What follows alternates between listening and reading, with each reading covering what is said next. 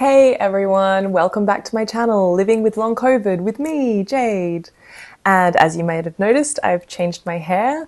My local salon needed some models and I wanted my hair to reflect how I'd like to feel, full of vibrance and energy and all the things that I hope one day my energy will be. So I wanted to record this video because I have a bit of an important announcement. It relates obviously to my health, but a new decision and a new thing that I want to try. It's also why you might see a little less of me around here for a little bit.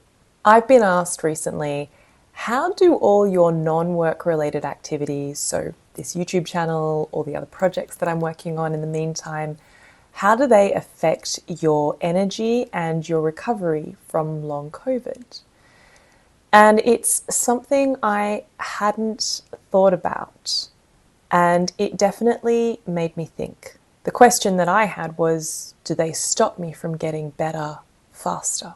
Now, to be honest, this last year has been a roller coaster of ups and downs, from mid-January being amazing, feeling like I can go back to work, to majorly crashing in March and having to claw my way back up to some form of vague energy levels, and feeling pretty good last week, and now the last few days feeling pretty terrible again.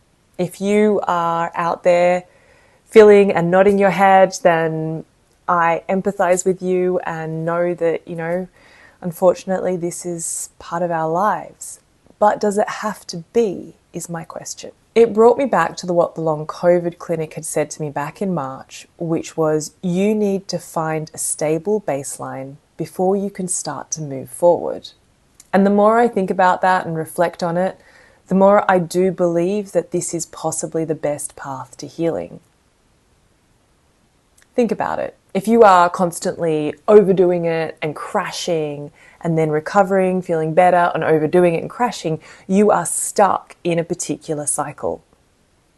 Whereas if you can find a stable base where the ups and downs are fairly minor, your days are fairly similar, and your pain and fatigue scores are fairly consistent, then that is a baseline that you can start to build something on. But you need the stability to start. Think of it like building a house. If you build your house on mud or quicksand, then it's going to start to sink in certain areas and you don't know when that's going to happen. So my house has been sinking in different areas on different days, and I really just need to find that stability, that bottom line, so I can start to work up from there. So I'm going back to basics. I am committed to finding my stable baseline, whatever that means, for my daily activity, which means I'm hitting pause on a lot of things. From, as you might have already seen, this YouTube channel, I'm going to pause for a little bit, my social media, my VR projects, my video game projects, like all of the passion projects that I do, my Etsy store, all of that needs to stop. Not forever. I'm going to give this 6 to 8 weeks just to see whether I can find a stable baseline within that time and how that affects me.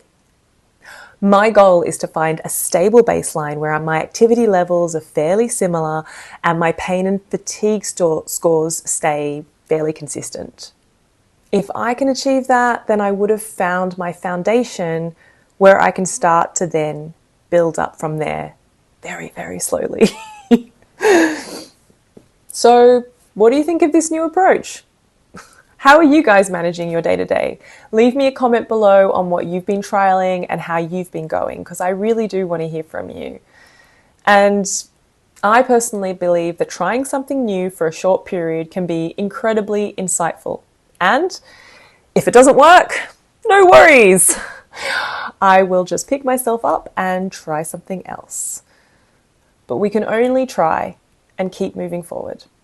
So, till next time, which will probably be in a few weeks, stay positive, stay hopeful, and I will see you soon.